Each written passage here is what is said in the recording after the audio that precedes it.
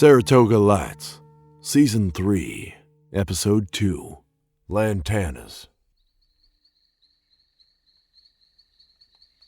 In the piney forest of East Texas, a man finds himself alone, surrounded on all sides by dense foliage and flora. Sanford sits on the ground with his back propped up against a tree, one that has probably sat in this place for a few hundred years, undisturbed. By the look of Sanford, he may as well have been grown from this piece of soil for just as many years. Next to him rest the basic implements of his profession: theodolite and a tripod, measuring tape and some unused stakes, flags and a small roll of maps. Atop his head rests the basic implement of his person, a short-brimmed pistolero. He looks up and tries to peer through the canopy above, but is unsuccessful.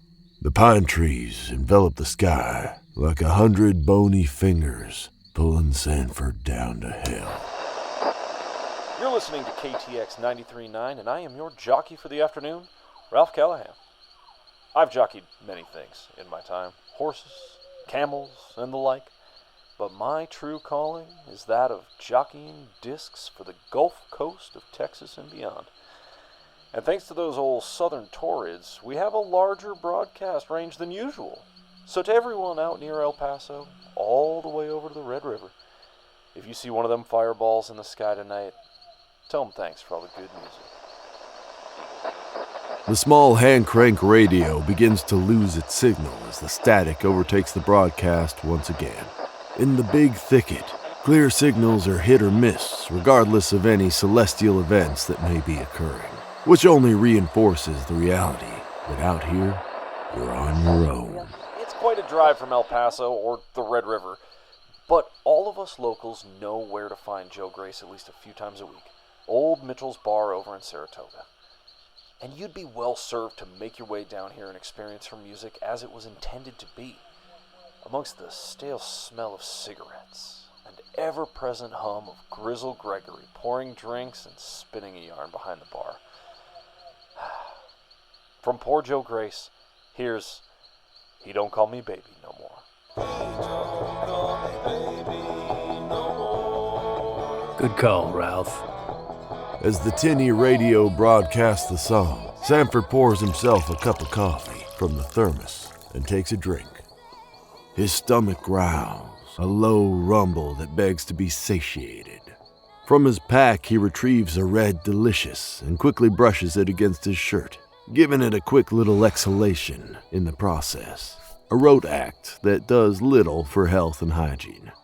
Regardless, Sanford sinks his teeth into the fruit, expecting a crunchy, juicy serving, but his hunger is quickly turned to disgust as he pushes the mush around his mouth with his tongue.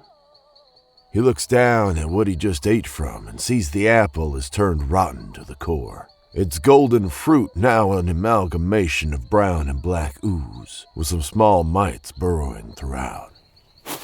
He spits it out in disgust and throws the piece of fruit as far as he can manage from his sitting position, leaving it to be consumed by the earth. But instead of the thud of God's green earth he had expected, Sanford hears something a bit more unnatural. He stands from his place of resting and methodically steps in the general direction of his throw. His eyes scan the ground back and forth. Finally, he sees the discarded apple resting next to a partially buried metal box, one that's rusted and weathered, commonly used for the storage of ammunition. Sanford squats down and tries to undo the latch, but the ensuing years of chemical reactions since it first found its place in the ground has hardened the movable pieces. He repositions himself to get a little more leverage and finally breaks it open. Inside, he sees a large sum of cash, an assortment of 20s and 100s, probably totaling in the tens of thousands. Sanford pulls out a stack of bills and thumbs through them. They look real enough. Certainly, the splotches of blood that stain the money brown and brittle look real. He puts the bills down and thinks long and hard about his next move.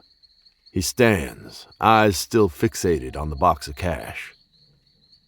Sanford looks around all directions. How did the money get here, and more importantly, who, if anyone, is gonna come looking for it?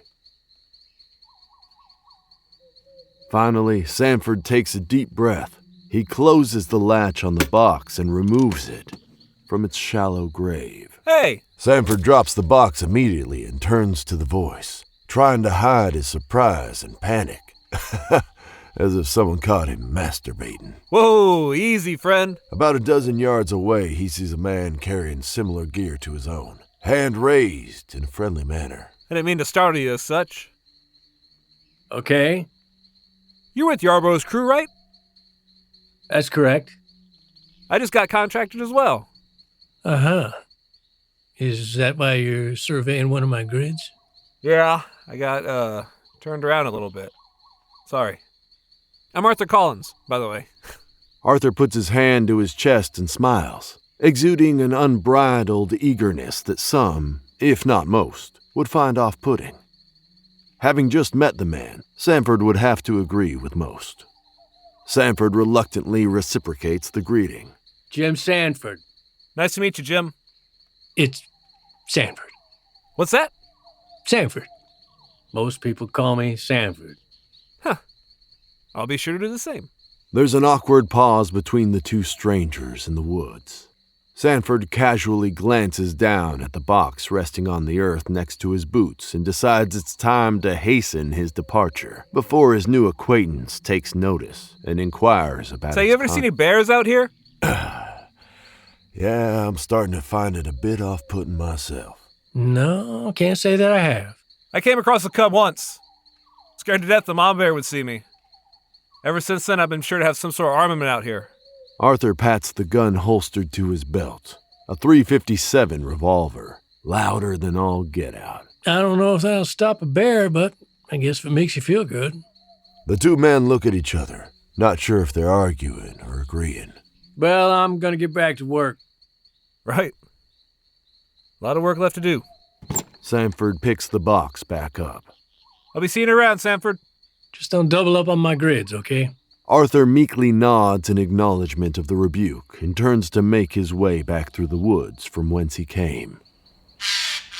The sound of a bird high on a tree catches his attention. Hey. He turns back to Sanford with a big grin on his face and points at the sound, chuckling with joy at the sight of a whippoorwill. It's pretty early in the day to see one, or late, depending on how this little avian measures time, but Sanford just nods politely. Arthur offers one final wave and trudges back through the forest. Sanford watches him go and looks around once again, ensuring that no one else is wandering nearby. He takes his newfound treasure and calls it a day. Sanford walks along 770 towards his home, gear strapped to his back and slung over his shoulders, as he does every day after work. He turns off the highway onto 2nd and sees his elderly neighbor. Oh, if she heard me calling her elderly, she'd slap me upside the head. He turns off the highway onto 2nd and sees his neighbor, Barbara, sitting in a plastic chair on her porch, smoking a Markham. She waves at Sanford, who doffs his hat in greeting. Miss Mitchell? Now you call me Barbara or Mama like my grandkids. Mrs. Mitchell makes me sound old. I think Principal Yonda would give me detention if he heard me being disrespectful to you. Yonda died 20 years ago. He's not given detention to anyone. If it's all the same, Mrs. Mitchell, I'll err on the side of caution. Are you being ornery? Oh, ma'am, never. Barbara peers at Sanford skeptically, before letting out a laugh.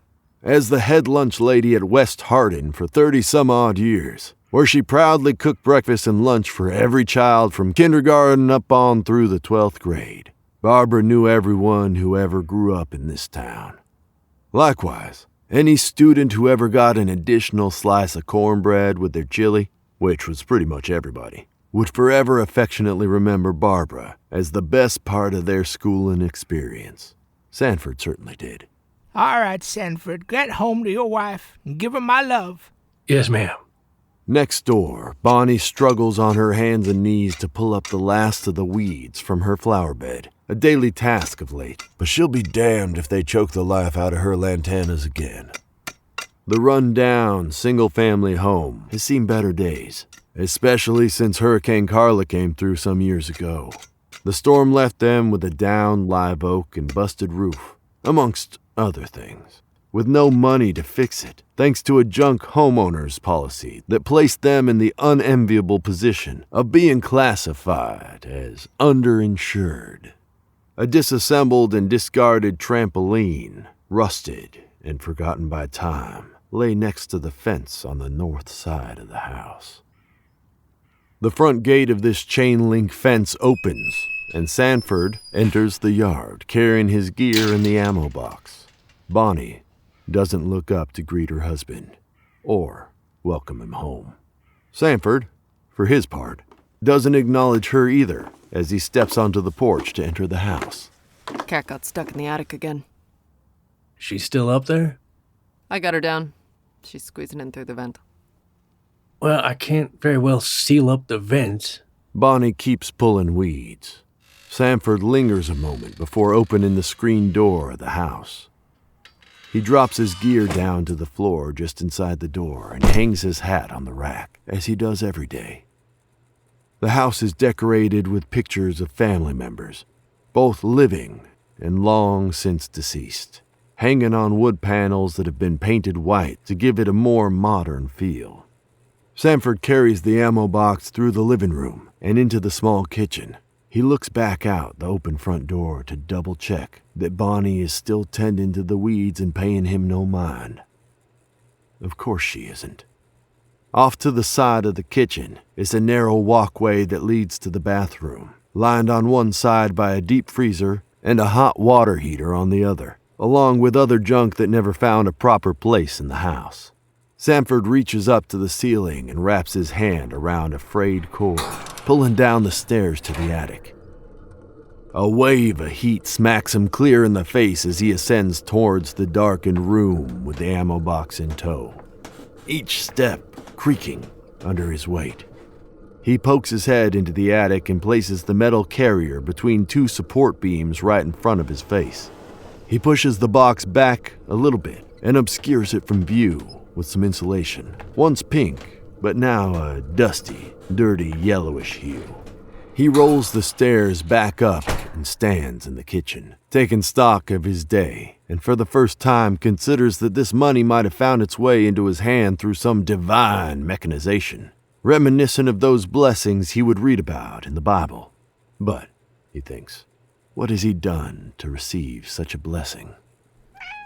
Sanford's thoughts are interrupted by the smoky gray short-haired cat rubbing against his leg. Hey, Jackie. Neither Sanford nor Bonnie had any particular love of animals, but their daughter fell in love with this cat when it was discovered under their back porch, fur matted with mud and malnourished. They nursed her back to health and named her Jackie, after the movie star Jacqueline Thompson, and she's been a part of the family ever since. Outside, Bonnie stands and puts her hands on her hips to survey the progress made this afternoon, or lack thereof. Still a lot of weeds left, but she'll be damned if they choke the life out of her Lantanas again. She picks up a glass of water from the porch and takes a drink. The ice almost completely melted away within minutes of bringing it outside in this heat. She looks up from her thoughts of perennials and sees Sanford in the doorway leaning against the frame, mindlessly staring at her while his thoughts drift far away. She finishes her drink, ice and all, and stands watching him. She gave up long ago trying to understand what goes on inside her husband's head.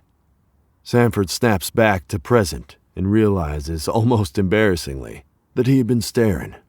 He locks eyes with his wife before wordlessly turning and retreating back into the house. Bonnie watches him disappear as the screen door obscures his figure. and then returns to her task. Oh, still a lot of fucking weeds left. This was in Texas.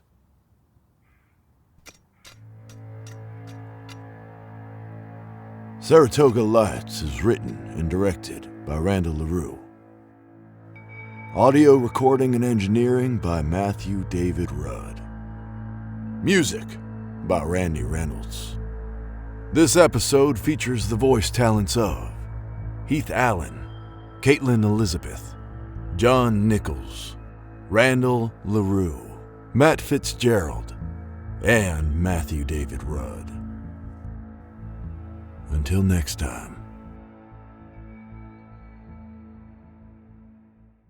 Excuse me.